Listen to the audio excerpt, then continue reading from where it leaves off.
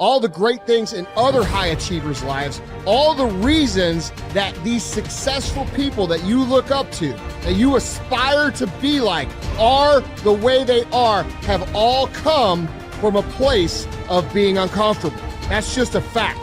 Single biggest reason why people have bad days is because they start them off by looking around at everybody else and seeing what they're doing instead of having the focus and the discipline to actually start your day off with you in control.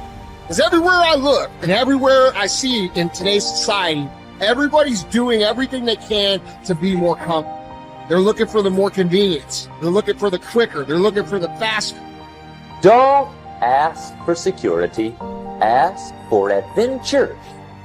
And see, it's not important how long you live. What's important is how you live. You know, I think people are always looking for some sort of, remedy or some shortcut that's going to make them be able to do things that are hard easier. But no, they're hard things for a reason. So they're going to be hard. If they were easy, everyone would do them. We go through life trying to seek security and not coming outside of our comfort zone, and we take most of our stuff with us to the grave. Ask yourself, what's blocking you?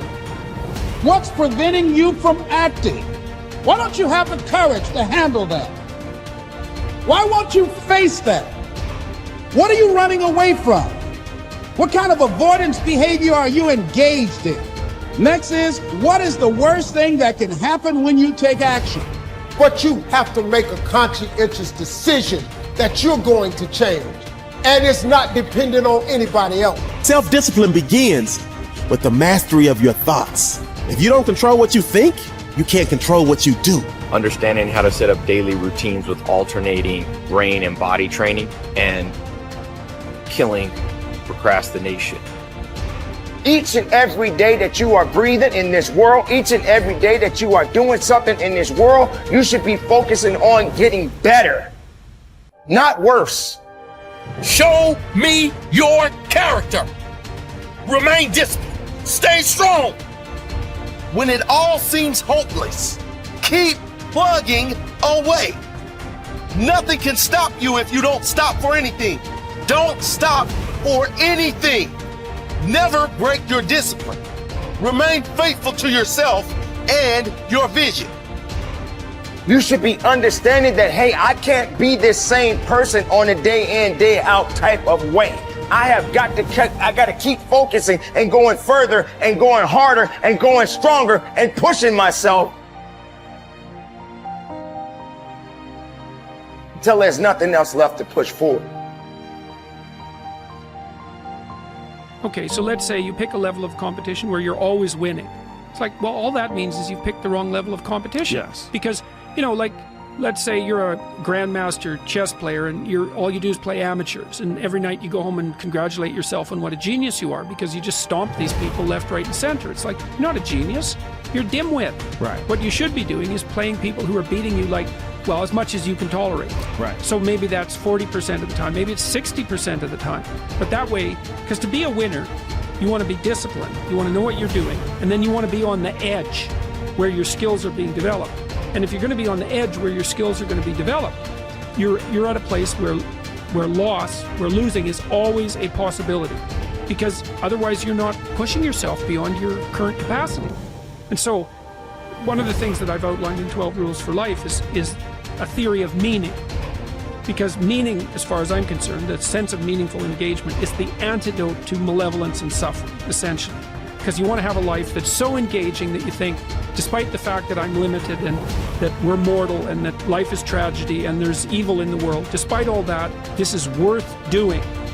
And I think that there's a technical meaning that genuinely exists, and that's the meaning that you get when you're in a domain where you have some discipline and some skill. So you're laying out your competence and your ability, but you're simultaneously pushing yourself to develop past where you are. That's really engrossing. What that is doing is expanding your competence. And so life is suffering and betrayal in many senses of the word. But you can adopt a way of traversing through life that is more powerful than the tragedy and the malevolence. It is hard to have the success you want. It's hard to have a jet and freedom and extra houses. And it takes hard work and it takes time. And there's no shortcut. I don't care what anybody thinks. There's no shortcut. Maybe you could have bought Dogecoin and you got lucky. That is the rarest thing in the history of the world. Ed and I would bet we agree. I don't even know. Neither one of us probably invested in crypto when all of our friends said to, because we didn't know it, we didn't feel it, and we missed it. So I'm so blessed if you did for you, but that's not where true wealth is made. You have to work 50% harder than you think you do. You have to get kicked in the teeth more than you think. You have to get questioned by your friends and family and look like the dreamer twice as much as you think. The people you thought were going to support you aren't. Some people are going to talk behind your back. Some friends are going to leave you, and guess what? It's worth every freaking penny. It's worth every moment, every disappointment. There was a gentleman named David Kekich. I met him. He was paralyzed from the neck down. And not always paralyzed. I think it was a jogging car accident. And he had these Kekich credos. It was like a business card that folded out.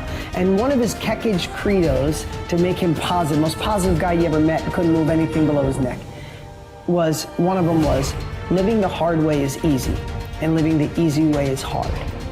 So before I answer this about multiple streams of income, I think it's really important I tell you this. Living the hard way makes it easy. I could blame a lot of people. And that's the book I was reading. And I put it off on everybody else. It wasn't until I said, you know what, for me to fix this, I gotta read what the f wrong with David Goggins. Not blame anybody. Read my book, say, okay, I'm afraid of my shadow. How can I overcome that? Go in the military, get your ass kicked, do things you hate to do, be uncomfortable every day of your life. Roger that. I'm not the smartest kid in the world. Okay. Instead of somebody saying, oh no, you're smart. No, don't say that to yourself. I said to myself, no, I'm a dumb motherfucker. Okay, roger that. How you get smarter? Educate yourself. So the things that we run from, we're running from the truth. We're running from the truth, man. So the only way I became successful was going towards the truth. As painful and as brutal as it is, it changed me. It allowed me to become, in my own right, who I am today. If you do what other successful people do over and over again, nothing can stop you from eventually enjoying the same rewards that they do. But if you don't do what successful people do, nothing can help you. Success is not an accident. Sadly, failure is not an accident either. You succeed when you do what other successful people do over and over until these behaviors become a habit. Likewise, you fail if you don't do what successful people do. In either case, nature is neutral. Nature does not take sides. Nature doesn't care. What happens to you is simply a matter of law. The law of cause and effect. You can look at yourself as a machine with a default mechanism. Your default mechanism is the almost irresistible attraction of the expediency factor. In the absence of self-discipline, your default mechanism goes off automatically. This is the main cause of underachievement and the failure to realize your true potential. When you are not working deliberately, consciously, and continuously to be and have those things that constitute success for you, your default mechanism is at work.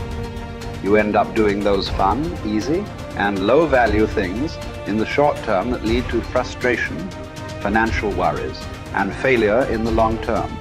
One of the most important requirements for success, once you have decided what it is that you want, is the quality of willingness. Successful people are willing to pay the price, whatever it is and for as long as it takes, until they achieve the results they desire. Everyone wants to be successful. Everyone wants to be healthy, happy, thin, and rich. But most people are not willing to pay the price. Occasionally, they may be willing to pay the price, but they are not willing to pay the whole price. They always hold back. They always have some excuse or rationalization for not disciplining themselves to do everything that they need to do to achieve their goal. How can you tell when you have paid the full price of success? It's simple. Look around you. There it is. You can always tell how much of the price of success you have paid by looking at your current lifestyle and your bank account. By the law of correspondence, Your outer world will, like a mirror, always reflect the person you are and the price you have paid on the inside.